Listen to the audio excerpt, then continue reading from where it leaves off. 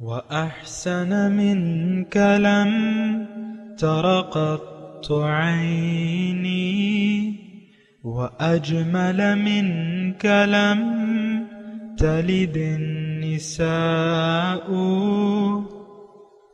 خلقت مبرأ من كل عيب خلقت مبرأ من كل عيب كأنك قد خلقت كما تشاء كتاب أنزلناه إليك مبارك ليدبروا آياته وليتذكر أولو الألباب. یہ کتاب برکت والی ہے جسے ہم نے آپ کی طرف نازل فرمایا ہے تاکہ دانش مند لوگ اس کی آیتوں میں غور و فکر کریں اور نصیحت حاصل کریں. اللهم صل على سيدنا محمد وعلى آل سيدنا محمد بعدد كل ذرة مئة ألف ألف مرة. سامعین اور ناظرین کرام، السلام علیکم ورحمۃ اللہ وبرکاتہ. سامعین کرام، سورہ الحج آیت نمبر 8 حصہ اول. آج کے سبق کا ایک ہی موضوع ہے اور وہ یہ ہے کہ کیا ہم لوگ یاد الہی سے غافل ہیں؟ اس کے ساتھ سامعین کرام آج کے درس کا آغاز کرتے ہیں. سب سے پہلے گزشتہ سبق کا آموختہ ہوگا. يا أيها الناس إن كنتم في ريب من البعث فإنا خلقناكم من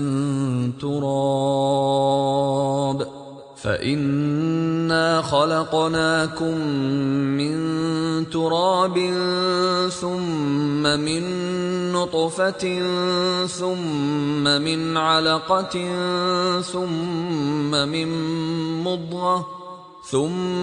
من مضغة مخلقة وغير مخلقة لنبين لكم ونقر في الأرحام ما نشاء إلى أجل مسمى ثم نخرجكم طفلا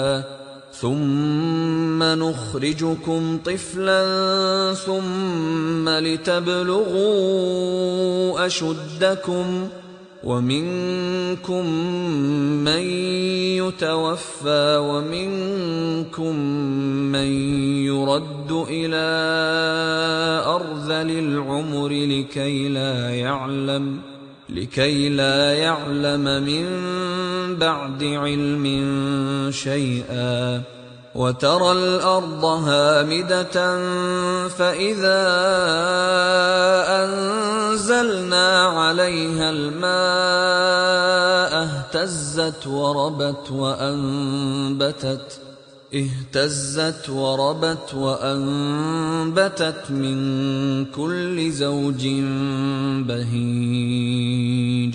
اے لوگو، اگر تمہیں مرنے کے بعد جی اٹھنے میں شک ہے اپنی تخلیق و ارتقاء پر غور کرو کہ ہم نے تمہاری تخلیق کی کیمیائی ابتدا مٹی سے کی، پھر حیاتیاتی ابتدا ایک تولیدی قطرے سے، پھر رحم مادر کے اندر جونک کی صورت میں معلق وجود سے، پھر ایک ایسے لوتھڑے سے جو دانتوں سے چبایا ہوا لگتا ہے، جس میں بعض اعضاء کی ابتدائی تخلیق نمایاں ہو چکی ہے اور بعض اعضاء کی تخلیق ابھی عمل میں نہیں آئی، تاکہ ہم تمہارے لیے اپنی قدرت اور اپنے کلام کی حقانیت ظاہر کر دیں، اور ہم جسے چاہتے ہیں رحموں میں مقررہ مدت تک ٹھہرائے رکھتے ہیں، پھر ہم تمہیں بچہ بنا کر نکالتے ہیں، پھر تمہاری پرورش کرتے ہیں تاکہ تم اپنی جوانی کو پہنچ جاؤ اور تم میں سے وہ بھی ہیں جو جلد وفات پا جاتے ہیں،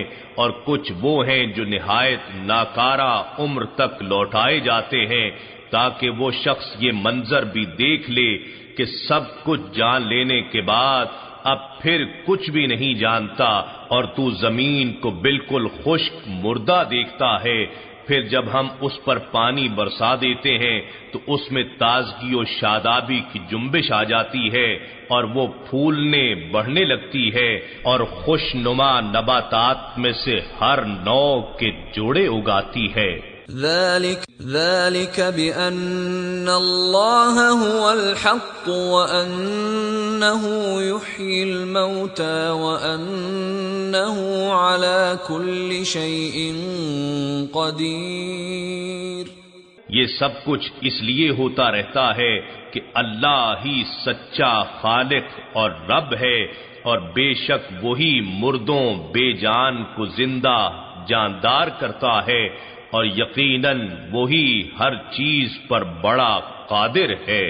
وَأَنَّ السَّاعَةَ آتِيَةٌ لَا رَيْبَ فِيهَا وَأَنَّ اللَّهَ يَبْعَثُ مَن فِي الْقُبُورِ۔ اور بے شک قیامت آنے والی ہے، اس میں کوئی شک نہیں، اور یقیناً اللہ ان لوگوں کو زندہ کر کے اٹھا دے گا جو قبروں میں ہوں گے۔ سامعین اکرام، سورہ حج آیت نمبر 8، وَمِنَ النَّاسِ، لوگوں میں سے بعض ایسے ہیں، مَن یُجادِلُ فِی اللہ، جو اللہ سے بحث کرتے ہیں، بغیر علم، بغیر کسی علم کے، ولا ہدن، کسی ہدایت کے، ولا کتاب منیر، نہ کسی واضح روشن کتاب کے۔ ثانیہ عطوہ، یہ حق سے اعراض کر لیتا ہے، لیضل عن سبیل اللہ، تاکہ لوگوں کو اللہ کے راستے سے گمراہ کر دے۔ لہو فی الدنیا خزی، اس کے لیے دنیا کی زندگی میں شرمندگی ہے، ونذیقہ، چکائیں گے ہم اس کو، یوم القیامت، روز قیامت، عذاب الحریق، جلا دینے والا عذاب۔ ذالک بما قدمت یداک، یہ اس لیے کہ جو یہ سب کچھ تمہارے ہاتھوں نے خود بھجوایا ہے۔ وَأَنَّ اللَّهَ لَيْسَ بِظَلَّامٍ لِّلْعَبِيدِ، اور اللہ تعالیٰ اپنے بندوں پر ظلم کرنے والا نہیں ہے۔ سامعین کرام، سورہ الحج ہے، بنیادی مضامین جو ہیں آخرت کے ہیں اور ساتھ توحید کے بھی ہیں۔ یہ آیت ابھی جو ہم نے شروع کی ہے، من الناس من یجادل فی اللہ بغیر علم، یہ تقریباً اس قسم کی ایک آیت گزر بھی چکی ہے اس سے پہلے، وَمِنَ النَّاسِ مَن یُجَادِلُ فِی اللَّهِ وَیَتَّبِعُ کُلَّ شَیطَانٍ مَرِیدٍ، اور لوگوں میں سے بعض لوگ ایسے ہیں جو اللہ کے بارے میں بحث کرتے ہیں، جھگڑتے ہیں، اور ہر سرکش شیطان کی پیروی کرتے ہیں۔ یہاں تھوڑا سا مختلف ہے مضمون، اور وہ یہ ہے کہ بعض لوگوں میں سے ایسے ہیں جو اللہ کے بارے میں بحث کرتے ہیں۔ ایک تو یعنی بحث کس بات میں، اس میں میں نے پہلی آیت میں مضمون بیان کر دیا تھا کہ اللہ تعالیٰ نے جو پیغام نازل کیا ہے،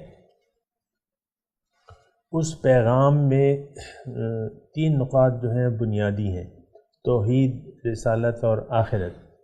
تو ظاہر ہے کہ جیسے کہ ابو جہل نے کہا تھا، یا محمد انا لا نکذبک ولکن نکذب بما جئت بہ، اے محمد صلی اللہ علیہ وسلم، ہم آپ کو نہیں جھٹلاتے، لیکن ہم وہ تعلیم جھٹلاتے ہیں جو آپ لے کے آئے ہیں، یا جسے دے کے آپ کو بھجوایا گیا ہے۔ اصل جو ہے نا، تکذیب تعلیم کی ہوتی ہے۔ اللہ تعالیٰ کو ہم یعنی اللہ تعالیٰ کی صفات سے انکار کر رہے ہیں، میں مسلمانوں کی بات کر رہا ہوں۔ اللہ تعالیٰ کی جو صفت الوہیت ہے سامعین اکرام، وہ ہم ماننے سے عملاً انکاری ہیں۔ اللہ تعالیٰ کو ایک معبود بنانے کے لیے تیار نہیں ہے، تو یہ جھگڑا ہوتا ہے، یہ بحث ہوتی ہے، یعنی اللہ کی ذات کے بارے میں کوئی بحث نہیں کرتا، لیکن اللہ کی صفات یا اس کے جو پیغام ہے سامنے کرام. اب اللہ کی صفات جب میں کہتا ہوں تو وہ سب سے بڑی صفت جو ہے سامنے کرام صفت الوہیت ہے اس کی، کہ لا الہ الا اللہ، جو کہ ہماری کامیابی کی جڑ ہے، بنیاد ہے. اور یہ اللہ تعالیٰ کی صفت ہے. اور پھر جو اس کا پیغام ہے کہ بھئی اللہ تعالیٰ کو رب واحد مان لو، محبوب واحد مان لو، اور آخرت کی زندگی جو ہے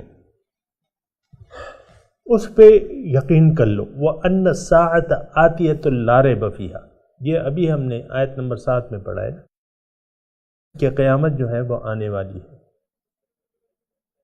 پھر یہ پیغام ہے ان اللہ یبعث من فی القبور، اللہ تعالیٰ زندہ کرے گا جو قبروں میں ہیں، ان کو دوبارہ زندہ کرے گا.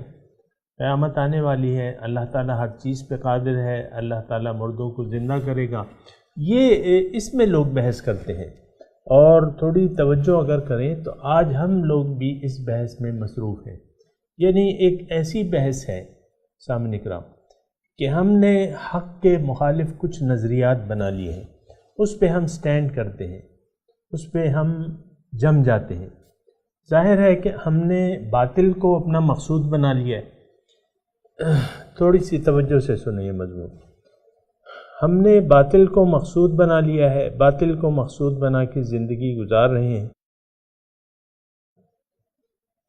اب جو حق باتیں ہیں، یعنی قیامت ہے، بعث بعد الموت ہے، اللہ تعالیٰ مقصود واحد ہے، آخرت کی زندگی ہے، وہ ترجیح ہے، اس سب سے پھر ہم ثانیہ عطفی رخ موڑ لیتے ہیں.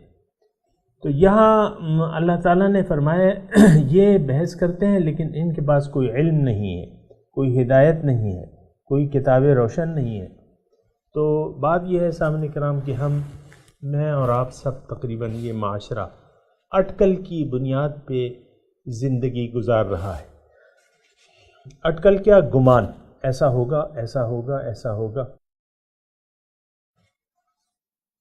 کوئی یقینی علم نہیں ہے سامنے کرام. دیکھیں یقینی علم کیا ہوتا ہے؟ یقینی علم تو وہ علم ہے جو اللہ تعالیٰ نے الرحمن علم القرآن یا اقرأ بسم ربک الذی خلق، یہ یقینی علم ہے. سامعین کرام تھوڑا سا متوجہ ہو جائیں اس بات کی طرف. یقینی علم کیا ہے؟ علم حقیقت میں ایک قوت ہے، لیکن علم ہے کون سا؟ تو وہ علم جو ہے وہ اللہ تعالیٰ جو آپ کو دے. ہماری معلومات تو صفر ہیں سامعین کرام، جو ہماری معلومات ہیں وہ تو ظاہر کے بارے میں ہیں. آخرت تو ہمارے حواس میں آتی نہیں ہے سامعین کرام، اس کا ہمیں کیا علم ہوگا؟ آپ نوٹ کر رہے ہیں نا میری بات؟ ہمارا علم تو ظاہر تک محدود ہے، جبکہ ہمارا مقصود تو ظاہر نہیں ہے، باطن ہے. تو باطن کے بارے میں تو ہمیں علم نہیں ہے. اب وہ علم تو جو جانتا ہے وہی ہمیں دے گا، اور وہ کون ہے؟ وہ اللہ تعالیٰ کی ذات ہے.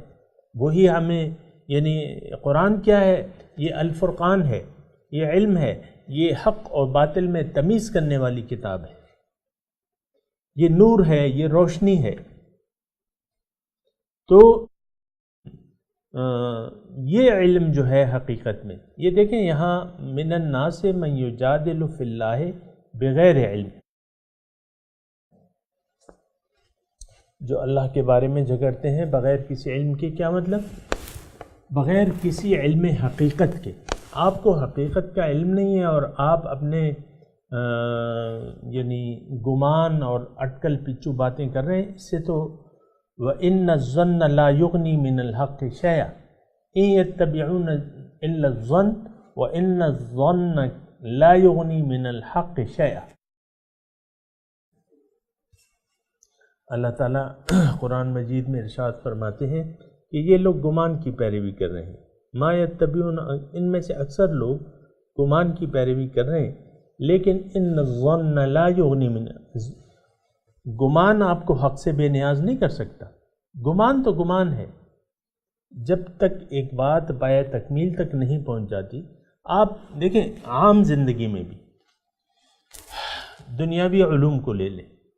اب ایک مریض ہے، مثال کے طور پہ ایک مریض ہے، اس کا آپریشن ہونا ہے پتے کا یا پراسٹیٹ کا، یا اس سے ہم نے وہ نکالنی ہے وہ جو بڑی آنت ہوتی ہے نا، وہ اس کا آپریشن کرتے ہیں، وہ کوئی بھی آپریشن ہو. اب ایک بازار سے یعنی ایک آدمی جس نے ڈاکٹری نہیں پڑھی ہے لیکن اس نے پی ایچ ڈی کی ہوئی ہے انگلش میں، عالم تو ہے وہ، لیکن اس بارے میں تو اس کو کوئی علم نہیں ہے نا. تو کیا آپ اس کو آپریشن تھیٹر کی ٹیبل پہ لا کے اس کے ہاتھ میں چھری چمٹی تھما کے یہ کہہ سکتے ہیں کہ اس کا آپریشن کرو؟ اس کو تو کوئی علم ہی نہیں ہے. اگر کچھ ہے بھی تو گمان ہے. یعنی مثال کے طور پہ ایک کمپاؤنڈر ہے، کمپاؤنڈر جانتے ہیں نا آپ، جو ڈاکٹر کا اسسٹنٹ ہوتا ہے یا کسی دوائیوں کی دکان پہ وہ تھوڑا سا تجربہ، تو وہ تو اس کا علم تو محدود ہے، اس کا علم تو اس کے پاس حقیقت کا کوئی علم نہیں ہے.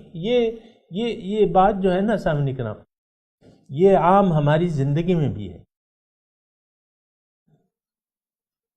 کسی میٹرک پاس کو آپ ایم اے کی کلاس میں ٹیچر نہیں لگا سکتے. لگا سکتے ہیں؟ نہیں لگا سکتے. یہ سارے معاملات ایسے ہیں ہمارے، یعنی بغیر کسی علم کے ہم کسی کو کوئی ذمہ داری نہیں دیتے، اور نہ وہ ذمہ داری کر سکتا ہے. ایک سپاہی کیا وہ فوج کی کمان سنبھال سکتا ہے؟ سپاہی جس نے مثال کے طور پہ 40 سال فوجی بن کے رہا ہے، اور دوسرا جو جرنل ہے اس کی سروس محض 20 سال ہے، تو آپ کیا سپاہی کو کہیں گے کہ بھئی تم آ جاؤ، تمہاری مدت ملازمت زیادہ ہے، تم اس کی فوج کی کمان سنبھالو؟ ایسا نہیں ہے سامعین اکرام. اسی طرح سامعین اکرام تھوڑی توجہ چاہیے. ہمارا یہ دنیا کا معاملہ جو ہے نا، اس کا اختتام یہ دنیا نہیں ہے. ایک بات یہ نوٹ کر لیں، موت کو سمجھے ہے غافل اختتام زندگی، ہے یہ شام زندگی صبح دوام زندگی. غافل تو موت کو اختتام سمجھتا ہے زندگی کا، لیکن یہ تو زندگی کی شام ہے، لیکن ایک دوامی زندگی کی صبح ہے. یعنی آپ ایک ایسی زندگی میں داخل ہو رہے ہیں جو ہمیشہ کے لیے ہوگی. ہے یہ شام زندگی صبح دوام زندگی. تو بات یہ ہے سامعین کرام کہ اللہ تعالیٰ نے تو ہمیں باطن کا علم دیا ہے، اور وہ علم چونکہ ہمیں حاصل نہیں ہو سکتا تھا از خود یا گمان سے یا عقل سے، تو اللہ تعالیٰ نے وہ ذمہ داری خود اٹھائی تھی. ان علینا للہدی، اس کو ہدایت دینا میری ذمہ داری ہے. وہدیناہ النجدین، اور میں نے اس کو دونوں راستے بتا دیے ہیں. وہدیناہ السبیل، اس کو میں نے راستہ بتا دیا ہے. تو حقیقت کا علم انسان کی کامیابی کے بارے میں، یا انسان کی زندگی کے بارے میں، یا اس کی نجات کے بارے میں، یہ علم حقیقت تو اللہ تعالیٰ کے پاس ہے. اور پھر بعض لوگ جو ہے وَمِنَ النَّاسِ مَن يُجَادِلُ فِي اللَّهِ بِغَيْرِ علم، بغیر کسی علم کے انسان کے بارے میں بات کرتے رہتے ہیں. آپ دیکھیں کتنے فلاسفروں نے فلسفہ ہائے زندگی بیان کیے ہوئے. یہ ارسطو کا نظریہ ہے، یہ افلاطون کا نظریہ ہے، فلانے ڈھمکان کا نظریہ ہے. بھئی وہ تو انسان تو عاجز ہے، یعنی باطن کا علم جاننے سے عاجز ہے سامعین کرام. یہ تو معلوم نہیں کر سکتا جتنا بھی ارسطو افلاطون بن جائے گا. یہ علم تو اللہ تعالیٰ کو ہے. انسان کی جو حقیقت ہے اس کا علم بھی اللہ تعالیٰ کو ہے، جیسے کہ ابھی بیان فرمایا اللہ تعالیٰ نے اِنَّا خَلَقْنَاكُم مِّن تُرَابٍ. تو اللہ جانتا ہے ہمارے بارے. وَاللَّهُ يَعْلَمُ وَأَنْتُمْ لَا تَعْلَمُونَ. اللہ جانتا ہے اور تم نہیں جانتے، یقیناً اللہ تعالیٰ جانتا ہے، ہم نہیں جانتے سامنے کرام، اپنی خیر اور شر سے ہم واقف نہیں ہیں۔ یعنی یہ ایک دوسری دلیل ہے کہ اپنی خیر اور شر سے بھی کوئی واقف نہیں ہے۔ اللہ تعالیٰ ارشاد فرماتے ہیں عسیٰ ان تکرہوا شیئا وہو خیر لکم وعسیٰ ان تحبوا شیئا وہو شر لکم۔ بہت دفعہ تم ایک کام کو ناگوار سمجھو گے لیکن اس میں بہتری ہوگی تمہاری لیے، وعسیٰ ان تحبوا شیئا، بہت دفعہ تم ایک بات کو پسند کرو گے لیکن اس میں شر ہوگا۔ تو انسان تو کل کیا ہوگا اس سے بھی واقف نہیں ہے، اس کی زندگی میں کیا شر آنے والا ہے اس سے بھی واقف نہیں ہے۔ تو دیکھیں بغیر علم ولا ہدن ولا کتاب منیر، یہ بہت بنیادی بات ہے کہ اگر ہم علم، اب دیکھیں طلب العلم فریضۃ علی کل مسلم و مسلمۃ، علم حاصل کرنا لازم ہے ہر مسلمان مرد اور عورت پہ۔ طلب العلم فریضہ ہے، لازم ہے، ضروریات دین، ضروریات زندگی کا علم یہ آپ نے سیکھنا ہے۔ طلب العلم فریضہ، علم فرض ہے ضروریات زندگی کا، ولا ہدن، اب یہ تین چیزیں ہیں، ہدایت ہے، علم ہے، روشن کتاب ہے۔ تو کتاب روشن، ہدایت جو اسلام کا راستہ ہے، اور کتاب واضح جو ہے، یعنی یہ تین ذرائع ہیں سامنے کرام۔ آج افسوس کی بات یہ ہے، میں خلاصہ آپ کے سامنے پیش کر رہا ہوں اس گفتگو کا، افسوس کی بات یہ ہے کہ ہم نے اپنی زندگی کے متعلق گمان اور خیال پر کچھ نظریات بنا لیے ہیں، میرا یہ خیال ہے، میرا یہ خیال ہے، ہم سب جو ہے تقریباً اپنے گمان کے مطابق زندگی گزار رہے ہیں۔ آپ دیکھیں ہم نے یہ سمجھ لیا ہے، مثال کے طور پہ عرض کرو، ہم نے یہ سمجھ لیا ہے کہ ہمارا مستقبل جو ہے وہ دنیا ہی میں ہے۔ بھئی بڑے ہو کے کیا بنو گے، بچے سے آپ پوچھتے ہیں نا، یعنی مستقبل میں تمہارا کیا خیال ہے؟ تو ہم نے یعنی اپنے گمان ہمارا یہ ہے کہ زندگی تو یہی ہے بس، اور یہ کافرانہ خیال ہے سامعین کرام، اس کو میں آپ کو بتا دوں۔ ان ہی الا حیاتنا الدنیا نموت ونحیا وما کنا بمبعوثین او کما قال، کافر کہتے ہیں کہ دنیا تو بس یہی ہے، ان ہی الا حیاتنا الدنیا، جس میں ہم جی رہے ہیں، مر رہے ہیں، جی رہے، بس دوبارہ جی اٹھنا تو نہیں ہے۔ بے نہیں 100% سامعین کا یہ نظریہ آج ہمارا بن چکا ہے کہ ان ہی الا حیاتنا الدنیا نموت ونحیا وما کنا بمبعوثین، یہ انتہائی ایک غلط وہ ہے۔ بہرحال آپ تھوڑا سا آپ دیکھیں کہ ساری زندگی جو ہے ہم گمان خیال کے مطابق زندگی گزارتے ہیں۔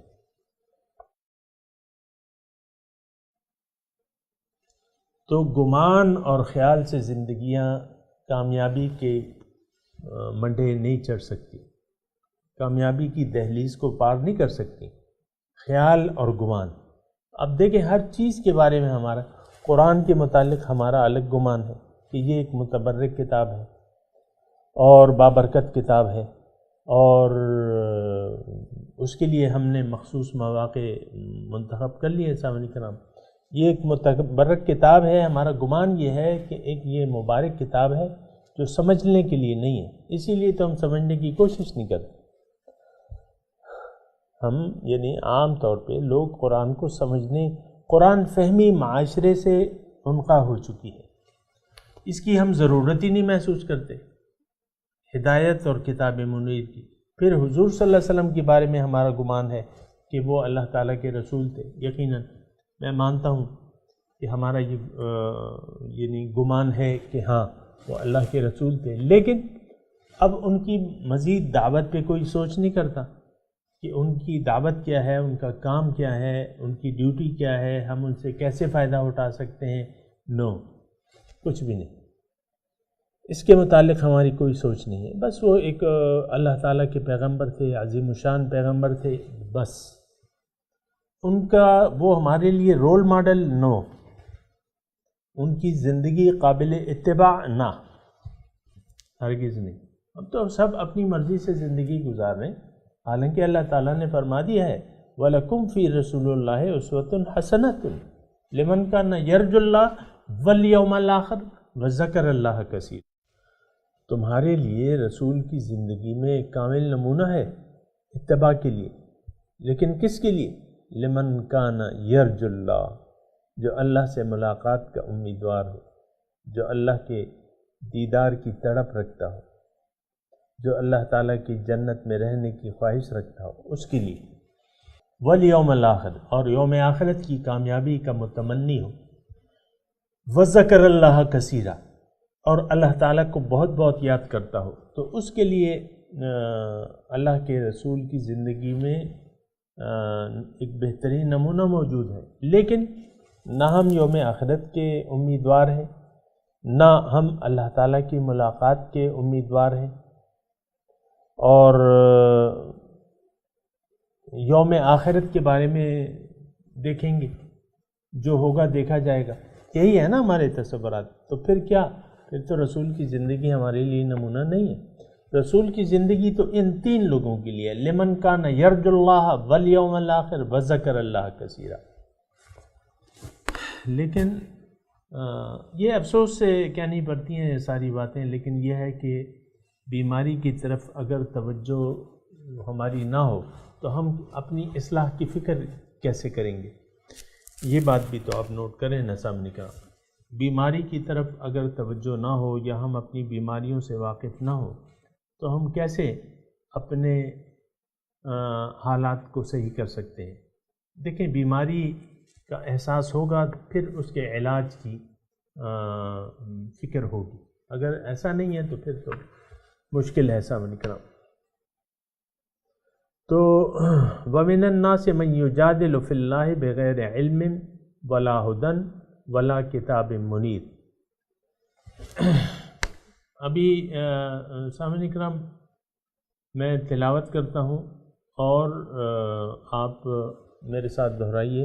اعوذ باللہ من الشیطان الرجیم، بسم اللہ الرحمن الرحیم۔ ومن الناس من یجادل فی اللہ بغیر علم ولا ہدی ولا کتاب منیر۔ ثانی عطفہ لیضل عن سبیل اللہ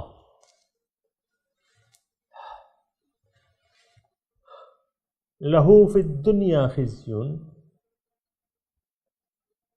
ونذیقہ یوم القیامۃ عذاب الحریق۔ سامعین کرام، اب ان آیات کا ترجمہ سنا دیجیے۔ وَمِنَ النَّاسِ،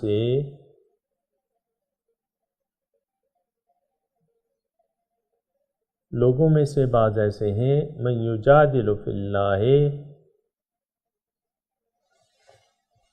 جو اللہ کے بارے میں بحث کرتے ہیں، بغیر علم، بغیر کسی علم کے، ولا ہدن، بغیر کسی صحیح ہدایت کے، ولا کتاب منیر، اور بغیر کسی روشن کتاب کے۔ ثانی عطفہ، یہ لوگ حق سے اعراض کر لیتے ہیں، منہ موڑ لیتے ہیں، لیضل عن سبیل اللہ،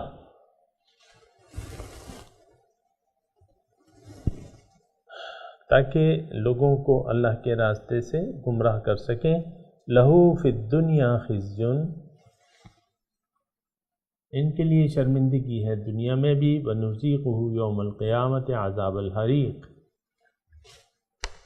اور چکائیں گے ہم ان کو قیامت کے دن جلنے والا عذاب، جلا دینے والے حریق۔ اب ان آیات کی تلاوت اور ترجمہ۔